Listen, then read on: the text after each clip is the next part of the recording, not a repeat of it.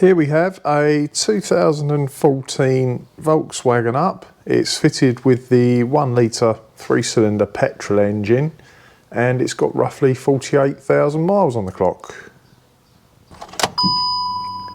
If you're getting a service message on your dashboard, inspection, like that, and you've just serviced your vehicle, I'm going to run through the procedure on how to reset that. Right, I'm going to start with the ignition off, press and hold the trip reset button, turn the ignition on position 2, let go of the button when INSP comes up, just tap it once more,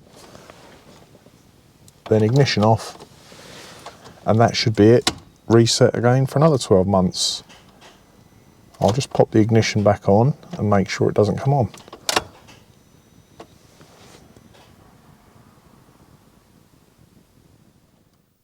And that's it, the service inspection message has disappeared.